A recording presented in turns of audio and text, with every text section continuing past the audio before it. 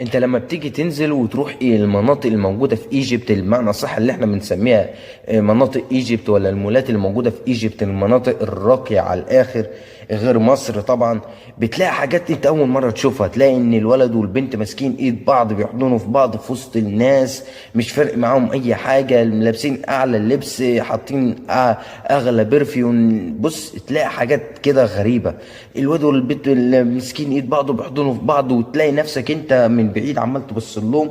طب انا ليه مش عايز زيهم؟ ليه ان انا ما بقاش عايش نفس الحياه اللي هم عايشينها؟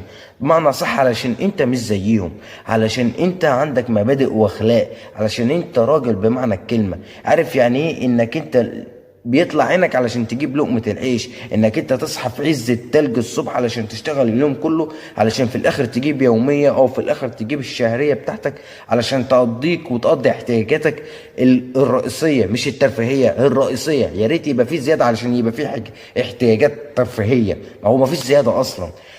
انت مش زيهم، انت راجل بمعنى الكلمة. لما تيجي تكلم بنت فانت بتكلمها علشان تبقى ناوي معاها نية الجواز، او لو انت مش جاهز للجواز فانت ما بتكلمش البنت. ده الراجل بمعنى الكلمة.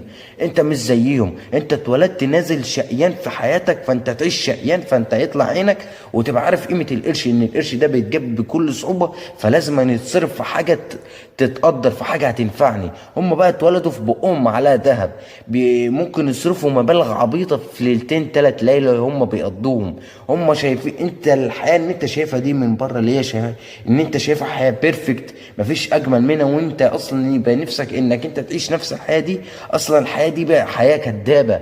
السوشيال ميديا دلوقتي بقت بتفضح الكل في الكل. يعني انت ممكن تلاقي على السوشيال ميديا ناس بدأوا حياتهم بالمناظر دي، وفي الاخر انتهى بيهم المطاف بان هم اتطلقوا، بان هم سابوا بعض، بان هم فضايح على السوشيال ميديا. وهتلاقي من ده كتير جدا.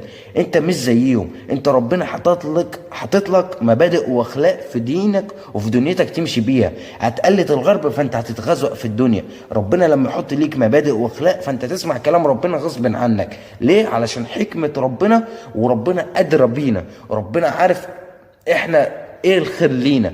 فمعنى صح ربنا حاطط لينا مبادئ واخلاق فاحنا لازم نمشي عليها.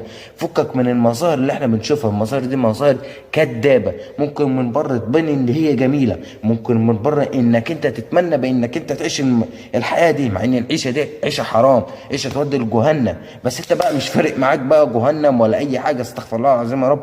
انت عايز تعيش زي هم عايشين، بس انت المفروض تخلي عقلك يحميك من البيئه الوسخه اللي انت موجود فيها. واحنا دلوقتي بقينا في بيئه وسخه، مفيش بيئه نظيفه.